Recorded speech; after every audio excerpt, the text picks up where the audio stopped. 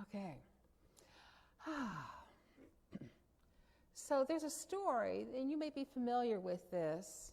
It said that soon after his enlightenment, the Buddha was walking down a road, and someone passing by was struck by his radiance and his peacefulness.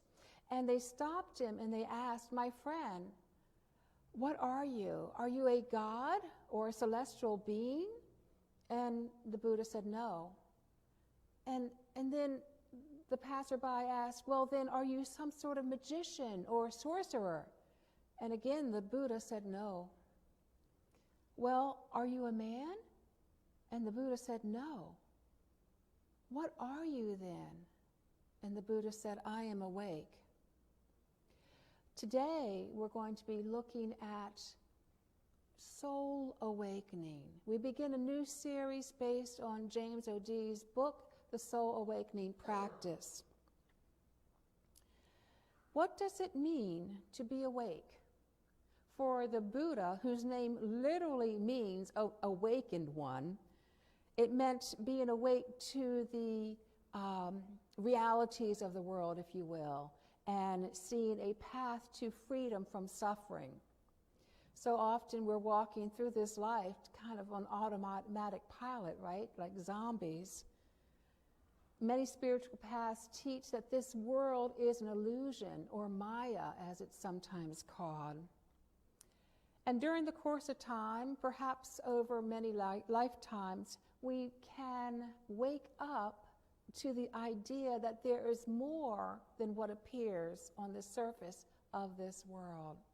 We wake up to a spiritual presence, if you will, that is everywhere. We wake up as well knowing that this presence is our truest self. Quite a while ago, before I found Unity, I was in conversation with a friend, and some of you have heard this story already. And we were discussing God and having a nice, great, deep conversation when all of a sudden my friend tells me that I was just as much a part of God as Jesus had been. Well, I got so uncomfortable with that notion that I stood up and walked out of the room. But that conversation planted a seed within me, and I began to ponder this. What did he mean? What was going on? And that was really the beginning of my current path, my own soul nudging me to wake up. In these times, it's often referred to be woke in being alert to an injustice in society, specifically or particularly perhaps racism. And once we are woke, we can't really go back to sleep. We can't unlearn something. Like a rubber band that's been stretched out of shape, it doesn't go back to its original shape. Once we are aware of an injustice, whether it's redlining or white privilege, whatever it is, that information stays with us. And so it is with an awareness of spirit, of the divine.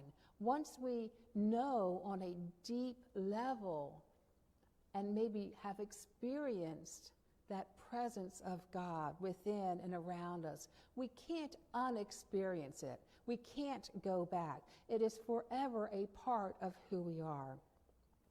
Ernest Holmes tells us the latent divinity within us stirs our imagination, and because of its insistent demand, impels and compels our growth. It is back of every invention. It proclaims itself through every creative endeavor and will, when permitted, create a new world in which war, poverty, sickness, and famine will have disappeared. There is within each of us this evolutionary impulse or invitation to grow. Deep within the soul, there is a stirring, an awakening to the sacredness that has always been there. This awakening is greater consciousness, greater awareness. James O'Dee writes, "Your soul must first experience the fierce intensity of living through much testing before it can fully awaken. Then the awakening finally happens in the form of a powerful and spiritually charged breakthrough lifetime. So sort of like the caterpillar transforming into the butterfly. It seems like we have to hit bottom before we begin looking up, right? This is found in the Christian Testament as well with the story of Paul. You may be familiar with this story, a Jewish man from Tarsus who persecuted the early Christians for a time, but eventually had an awakening of his own and began to follow the teachings of Jesus. He became one of the greatest apostles, and he wrote many of the books of the Christian Testament. You may remember that his name was Saul before he had this awakening. It came in the form of a vision. In Acts 9, we read that Saul was on his way to Damascus, to the synagogues, to imprison any followers of Jesus who might be there. When suddenly a light from heaven flashed around him, he fell to the ground and heard a voice say to him, "Saul, Saul, why do you persecute me?" And he said, "Who are you?" I'm sorry, that always kind of cracks me up. Who else is he persecuting? But anyway, okay, straight face again. And the voice said, "I am Jesus, whom you persecute. Now get up, go into the city, and you will be told what you must do." And the men traveling with Saul stood there speechless. They heard the sound, but they didn't see anyone. Saul got up from the ground, and when he opened his eyes, he could see nothing. For 3 days he was blind and did not eat nor drink. So there's a lot of symbolism in this story, but we're not going to unpack all of it, but just a few pieces of it. That light of understanding that brings a greater awareness, that brings about awakening, blinding us to perhaps the physical world for a while. And as I said before, it's when we recognize our own personality can only get us so far that we become humble enough to hear that voice of spirit. And then we are assured that we will be guided. We will be told what to do if we listen. O.D. tells us, when you are ready to see through the illusory nature of all that divides humanity, and when you are drawn to passionately serve the evolving story of the unity of all beings, your soul is empowered to shine its ecstatic, all-knowing light into your heart. You experience the birth of higher, soul-guided intuition. So when we can look past our differences, when we see oneness instead of separation, and when our heart leads us to want to serve the greater good, this is our soul calling us to awaken. Now, I believe that awakening can happen in a flash of light. I was going to say like Paul, but I'm not really sure that he had left his ego behind after his encounter with the vision. Some of the verses some of the letters that he wrote. No, that's all I need to say, I think. But I think for most of us, it happens in increments, little baby steps that we become more and more aware. Our journey is one that moves us beyond the daily life, some would say, inherent suffering in daily life, into one of celebration, into joy. It is a celebration of our true self when we finally realize who we are as spirit. And as O.D. says, we dance with ceaseless passion for the new life and the new forms of healing, peace, and justice. The spiritual life is meant to be joyful, and we are meant to awaken. Everyone is called to play a part in the planetary awakening as we not only speak the words of oneness, but put it into practice as well. recognizing that we are one with each other, we are one with God. We are not all that God is, but all that we are is God. We have been born into this time to awaken to a greater awareness and to help each other and to help our Mother Earth. Barbara Marx Hubbard, who is a well-known futurist, tells us the soul is expressing not only the mystical bliss of oneness with the all, it is alive in us also as the passionate desire to create, to realize our unique potential in specific functions needed during this time. It's no accident that you are here now. A great example of this is a story of a young man from Zimbabwe. He didn't have a lot of options growing up, but he did. He was fortunate enough to get a break in a U.S.-sponsored school near his hometown.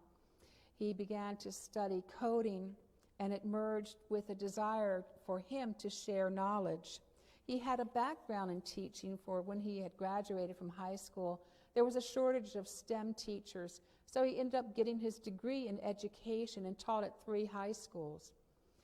And then he got accepted into UC Berkeley on a scholarship.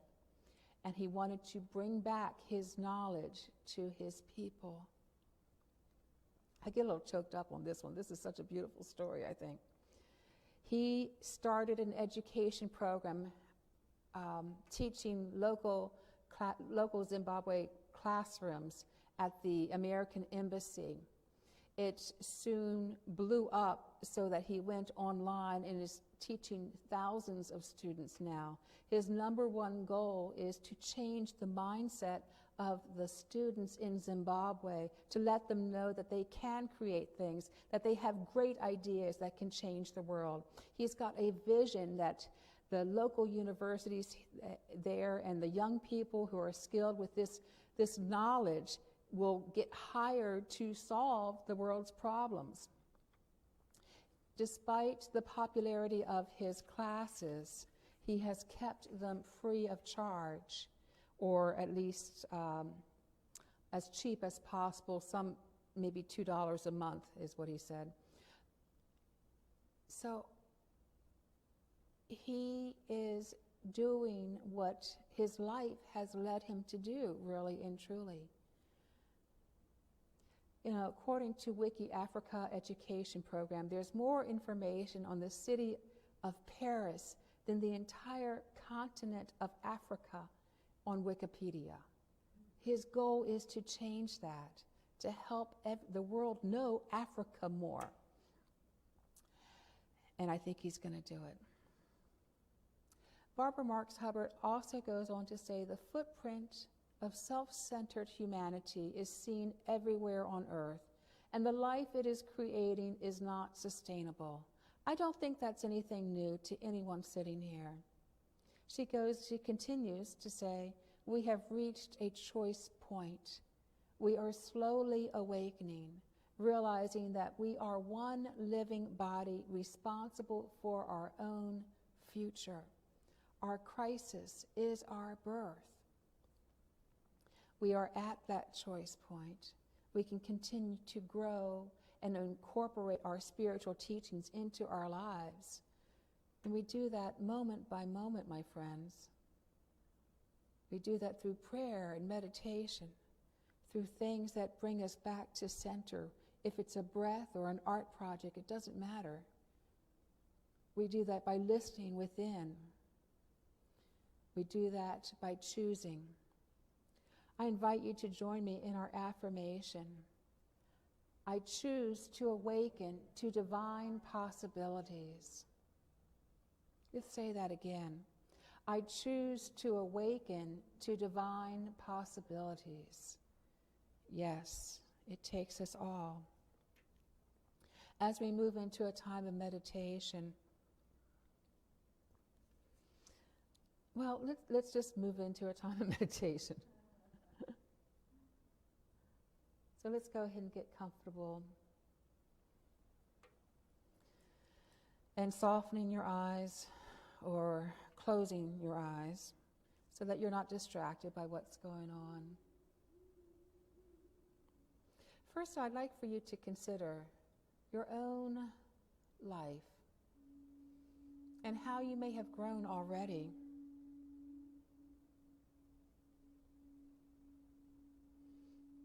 How you have shifted your consciousness and see that it is possible for us to grow, for us to slowly awaken.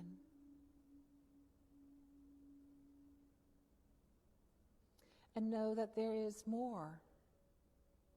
There is more that we can do. There is more that we can be.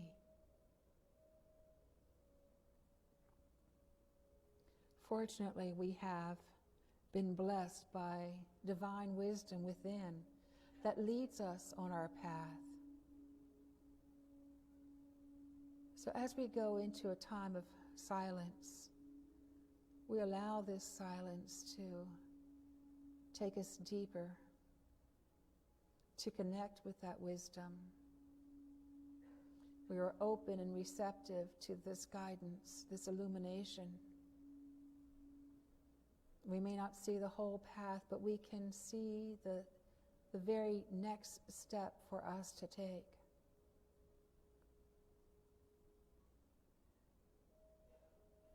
We choose to awaken to divine possibilities. Let us ask, what are these divine possibilities for me? As we go into the silence, open, receptive, eager to hear in the silence, in the silence.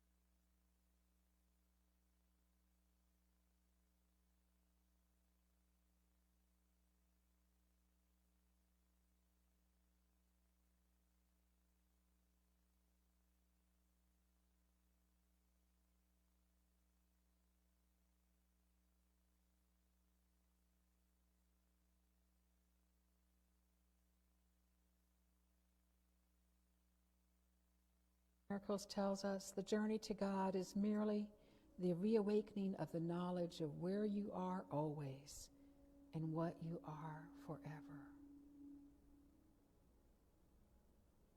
You are forever one with Spirit. You're always in the heart of God.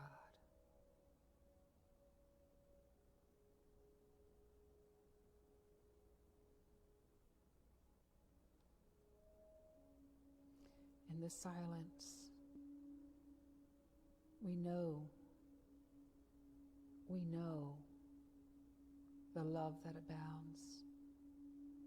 In the silence, we can hear